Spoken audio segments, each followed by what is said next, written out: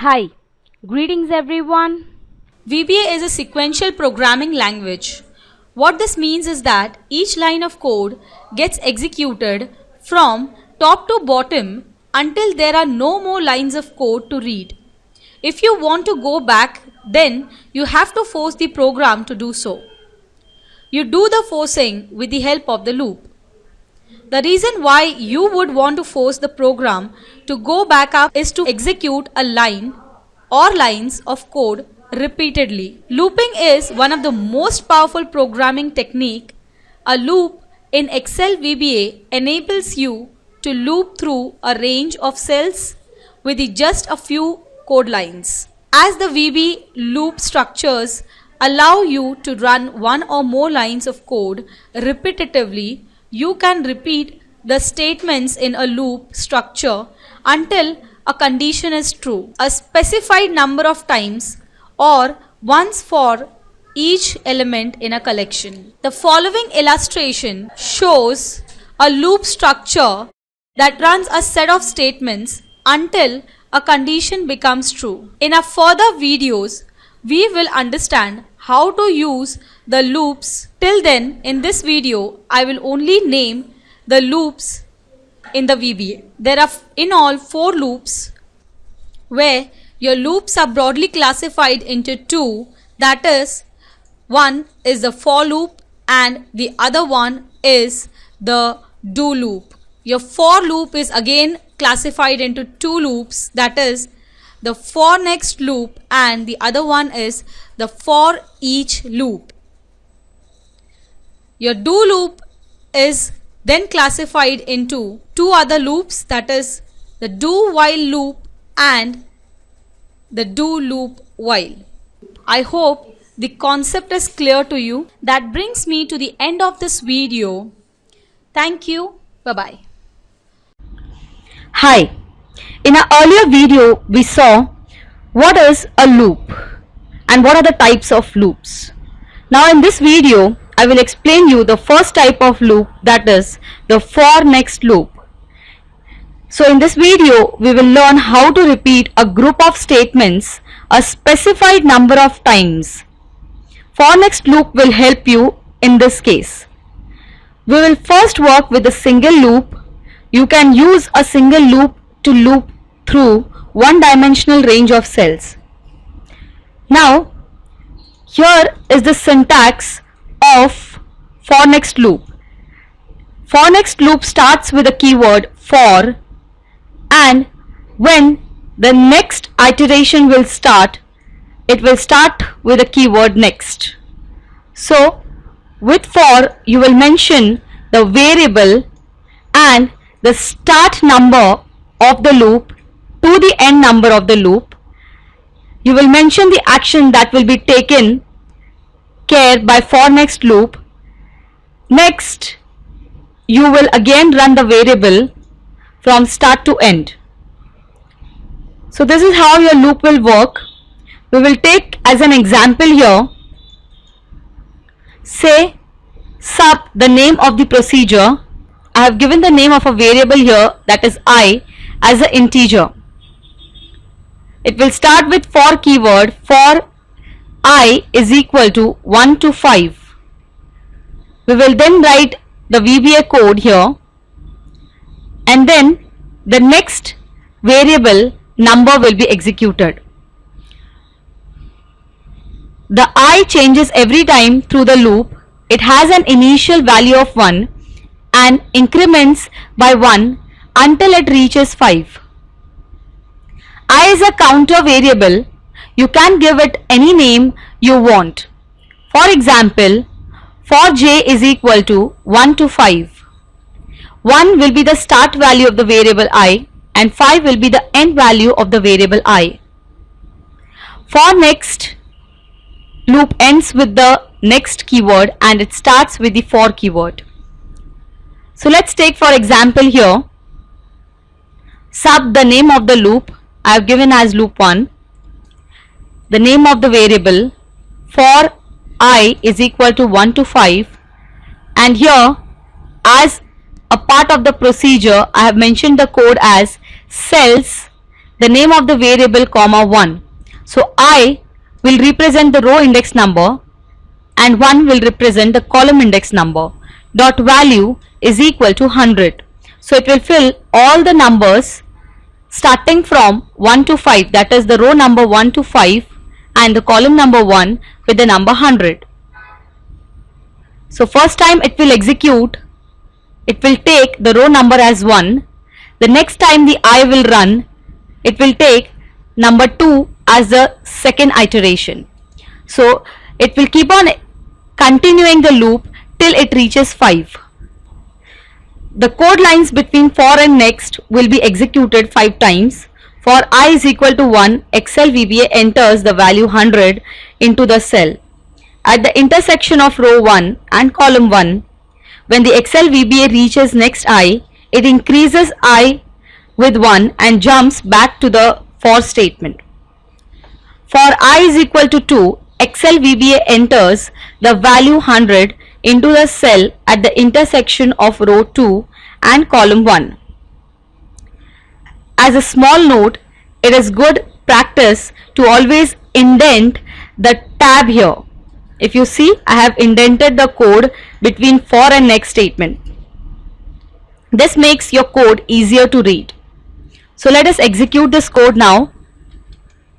So here if you see here, it has filled the cells starting from A1 to A5 with the number 100.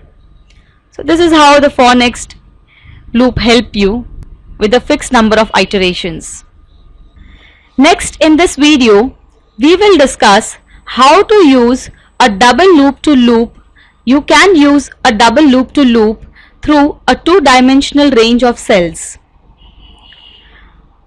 Now here there is an example here which represents your double loop to loop concept. Now here first we worked with a single loop, now we will be working with the double loop. So here I have taken two variables, one is I and the other one is j. These both will represent the number of rows as well as the columns. For I is equal to 1 and j is equal to 1, Excel VBA enters the value 100 into the cell at the intersection of row 1 and column 1. When Excel VBA reaches next j, it increases j with 1 and jumps back to the for j statement.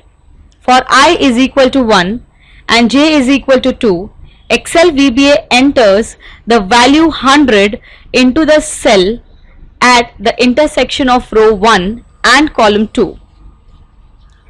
Next, Excel VBA ignores the next j because the j only runs from 1 to 2.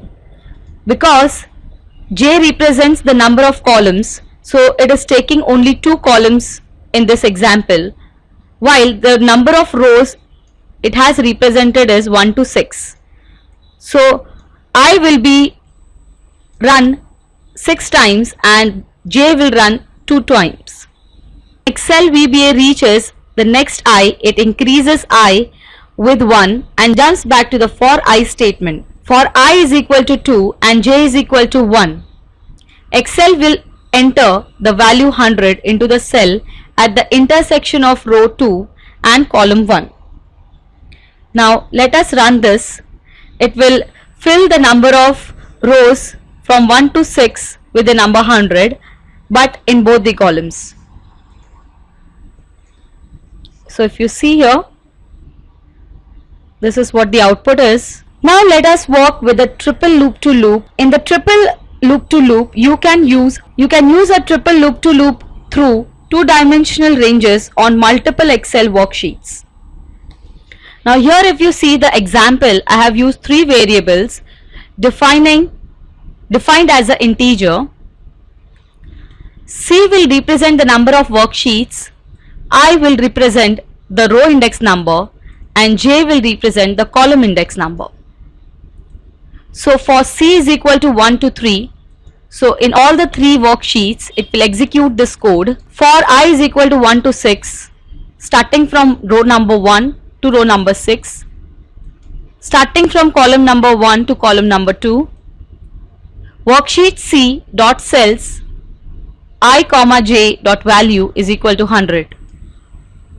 Next j, again it will execute this code, then it will move on to the I, it will check out what exactly is the row index number, then it will move on with the C. So here it will execute the code 3 times. So first time it will run for the sheet number 1, second time it will run with the row index number, the column index number, and then execute the code. Once the code is executed, it will move on with the next C. It will check with the next sheet, then execute this code. Then again it will move on with the next C and it will run with this code.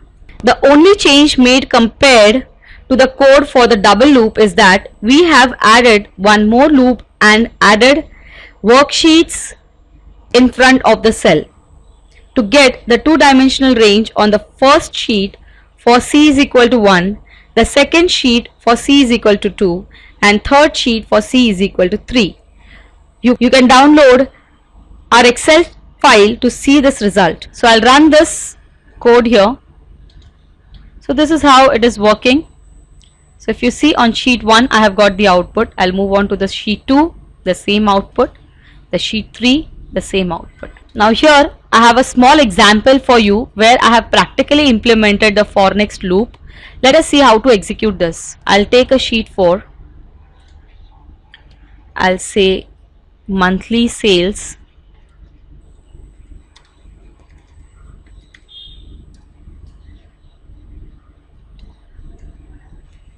I'll mention month 1, month 2, and so on. Let me drag this out here for other months as well. So here I'll say total sales. Now here how it will be executed here. The monthly sales, I have given the variable name monthly sales as a string here. Number of months, monthly sales will be entered in the input box as a number, and in the active cell dot value it will enter the value of the sales. Now when I'll run this code, since I've used offset here, it will move the cell one row down automatically when I'll execute this code. So here it is asking me to enter the sales for month 1.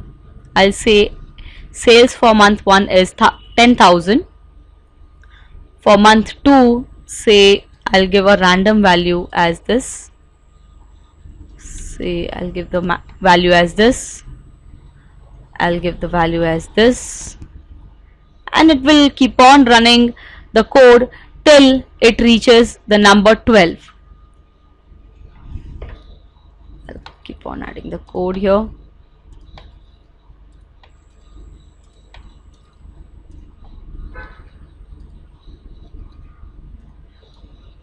So here it has automatically stopped after the 12th iteration.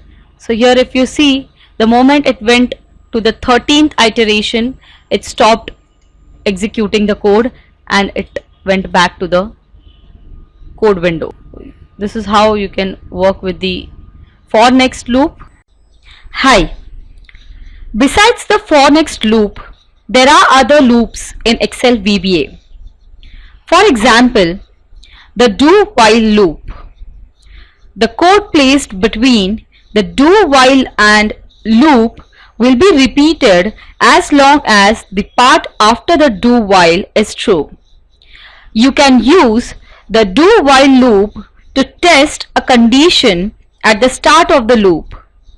It will run the loop as long as the condition is true and stops when the condition becomes false. Now here, this is the syntax of do while loop. The condition will be specified after the do while. If the condition is true, the code will be executed, and if it is false, it will exit through the loop and it will end. Now I will give you a small example for this. Say for example, here I have specified a variable for I as an integer. I will be equal to 1, and do while will keep on checking whether I is less than 6, and if it is less than 6, it will execute this code, and if it is more than 6, it will stop executing the code and exit. As long as I is lower than 6, Excel VBA enters the value 20 into the cell at the intersection of row I and the column 1 and increments I by 1. In Excel VBA, the symbol is equal to means it becomes. It does not mean equal. So I equals to I plus 1 means I becomes I plus 1.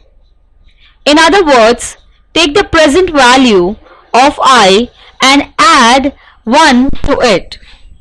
For example, if I equals to 1, I becomes 1 plus 1 equals to 2. As a result, the value 20 will be placed into column A 5 times, not 6, because Excel VBA stops when I equals to 6. So here, till the value of the I is 6, it will keep on entering the value 20. The moment it is more than 6, it will exit the code. So let us run this code out here. Here if you see, it similarly works like for next statement here. But the only thing is, it will check the condition before running the code in do while.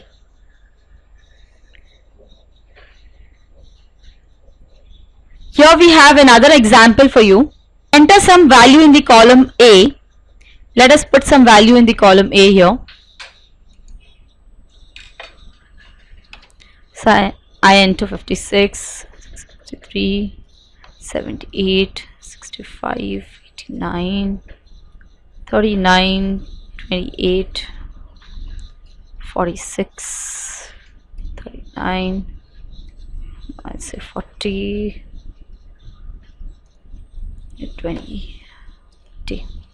Okay, so here in this example, that is dim I will act as an integer, which is a variable. I is equal to 1. I am telling VBA do while till the cells I comma 1 dot value is not equal to blank. That means the moment the cell becomes blank here, it will stop executing this code. The code execution will be such: the cells I comma 2 dot value is equal to the cells I comma 1, that is the values in the column 1, will be incremented by 10 and I will become I plus 1. So let us execute this code here. So here if you see, all the values in the column B are incremented by 10. This looping process yields the same result as in the for next structures example. One thing to be cautioned is that sometimes the loop might be an infinite loop, and it happens when the condition never becomes false. In such case, you can stop the loop by pressing escape or control break. I hope this piece of information was understandable by you. Thank you. In an earlier video, we have discussed about the do while loop.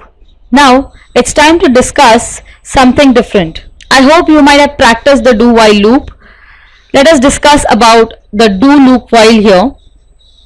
If you want your code to be executed at least once, you can put the test at the end of the loop. The loop will stop when the condition becomes false. So here is your syntax for do loop while,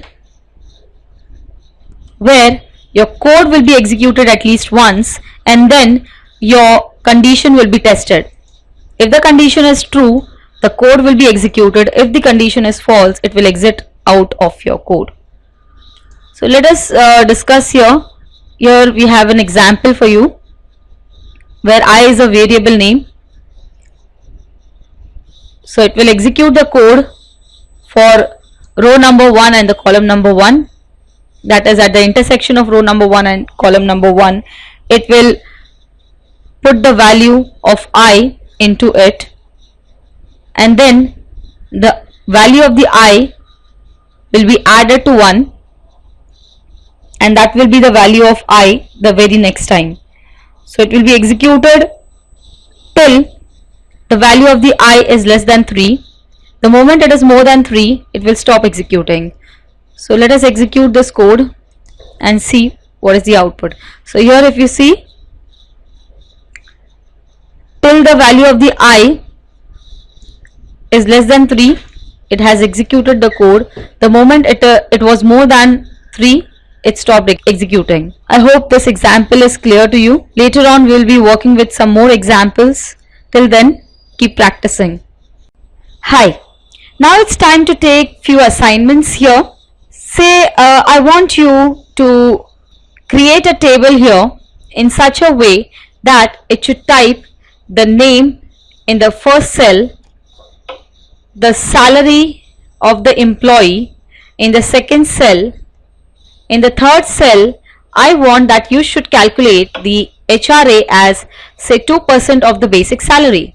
Now here, when it goes to the next cell, it should first move down all the cells and then come back to the first one and then type the name of the employee and then the salary, and then it should calculate the HRA. So here it should ask you the name of the employee, the salary of the employee, and it should automatically calculate the HRA based on the salary. So we have to create the table in such a format that the number of iterations that you are supposed to give will depend upon the number of counts that you will feed in Excel. So let us see how to do this. So here this code will help me out to do so. I have given the name to this procedure as loop example. I have defined some variables here as name as a string, salary as a currency, HRA as a currency. I have defined a variable I for count and count variable as integer that will act as an input. Now here it will select the range 1, type the value in the active cell as name, then it will move one column ahead and it will type the value as say salary, then again it will move 2 steps ahead comparing the first cell and then it will type the value as say HRA, then it will ask you the count of the iterations, that is how many number of times you want the loop to be executed. Then we will add for. It is very important that when you execute a certain code or when you record a certain code, where exactly you want your loop to be executed. That means which part of your code should be a part of the loop. So here I want that it should continuously ask me the name of the employee, the salary of the employee, and it should automatically calculate the HRA based on the basic salary. So here it will do it with the help of the for next loop, since it works on the number of iterations. So I is equal to I to count. That is the maximum count that you will give. It will type the name based on the input that you will give, the salary based on the input that you will feed. Then it will calculate the HRA automatically based on the salary that you provide to the Excel VBA. Then it will check out each and every cell till the end of the column, and then it will come back to the earlier cell where you feeded the first input, and then it will move one step, one row below, and it will type the value of the name that you feed in again. So this process will keep on continuing till the count that you have provided in to the VBA. This is how you can write the code for the first query that I have given it to you. And let us discuss a little different. Now in a second assignment, I want that you should create a table in such a way that you should type the name here in the cell A1, salary of the employee in the B1 cell. HRA should be calculated automatically based on the basic salary. Then it should ask you whether you want to continue or not. If you want to continue, say yes. If you don't want to continue, say no. If you wish to continue and if you say yes, it should continue the loop, and if you say no, it should exit out of the code. So let us see how this can be made practically applicable. Here is my code. I have given the name of the procedure here as do loop example P. I have defined certain variables as name as a string, salary as currency, HRA as currency, and the choice as string. I have given the range A1 dot select, active cell dot value is equal to name, active cell dot offset, that is 0, 1 dot value is equal to salary. These things we have already discussed in our earlier assignment. The only change here is that it should ask you whether you want to continue with your loop. If yes, it will continue with the loop. If no, it should not continue with the loop and it should exit it out. So this is how you have to type the message here. Choice, I have already given the variable choice here as a string. Choice will be equal to the message box, that whether you want to continue or not. VB yes no will create a button for you for yes and no. If you say no, if your choice is no, then it will exit out of the loop, and if it is yes, it will continue with your loop. Here there is no fixed number of iterations. You need to say control break if you want to exit out of your code, because it is a never ending loop. In the third assignment, I want you to type the name, the salary and the HRA as the heading over here, and then at least the Excel should take a single entry over here as the input for all the above headings. Then only then it should ask you whether you want to continue or not. If you wish to continue with the loop, then it will be a never ending loop.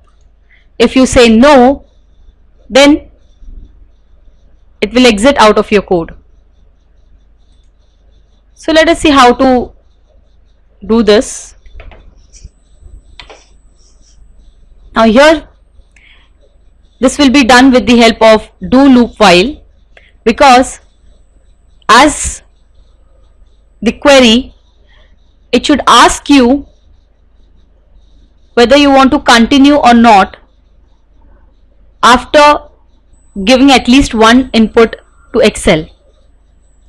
So let us see how it works here. I'll say F8. It will ask me the name here. Say I'll type the name as say Peter. I'll say okay. Say F8. The salary of Peter, say $15,000. Say okay, and then it should calculate the HRA. Now it will ask you with the message box, that is whether you want to continue or not. If you say yes, then it will keep on continuing your loop, and if you say no, then it will exit out of your code. So I'll say yes. Again F8. Now we'll ask you again the name. I'll say Paul. Okay. F8 again. I'll say $13,000. Say okay. F8 again. We'll ask you here every time you want to continue or not. If you say no, it will exit out of your code. So this is how it will work. It will work exactly opposite to your do while loop, because the do while loop will be a never ending loop, while do loop while will work based on your consent, how many number of iterations you want to continue with. I hope the following assignment was helpful to you in solving the queries based on the loop. Further, we will be doing such assignments. Till then, keep practicing. Well, a for next statement works well when you can associate each iteration of a loop with a control variable and determine that variable's initial and final values. However, when you are dealing with a collection, the concept of initial and final values isn't meaningful, and you don't necessarily know how many elements the collection has. In this kind of case, a for each next loop is often a better choice. It repeats a group of statements for each element in a collection. A typical example would be to loop through the current number of worksheets in the active workbook. So here, this is the syntax of for each statement. Here in for each, we will determine a variable which will be a part of the group. Say for example, the worksheet. Worksheet is a part of workbook. So the group will be workbook. And then the code will be executed. Then at the end, we will be mentioning the next keyword to again execute the loop for the following element. So this is how we will be using the for each next statement. Now let us practically apply this out. Now here we will loop through the current number of worksheets in the active workbook. In this example, it uses the active workbook.worksheets collection to determine the number if elements, note the word is plural in the group. The item variable is its element which needs to be singular matching object, which is in this case a worksheet, that is singular keyword. So here we have defined a variable for a worksheet, that is item. We want that each item in the active workbook dot worksheets should display a message box stating the name of each worksheet. Again, the code will be executed as a loop for the next worksheet as and when the worksheet will keep on changing, the name will keep on displaying for the following worksheet. So let us execute this out here. I'll run this code. It is saying me that it is sheet number 1, sheet number 2 and sheet number 3. I hope this is clear to you. Let us move on to the next example. Now in this example, this code will loop through each workbook in the open state in Excel, and it will close all the workbook except the current workbook where the macros are working. Now here I will define a variable WB as a workbook for each WB in the application.workbooks. If WB.name is not equal to this workbook.name, that is the current workbook, then close that workbook and end the if statement. Next, WB, that is the next variable, again it will be executed. So every time it will move on to every worksheet and then it will execute this code. So let us run the code here.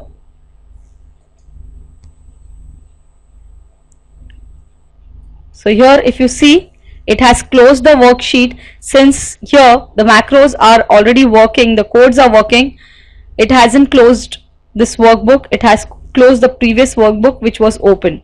I hope this video was informative for you. Thank you.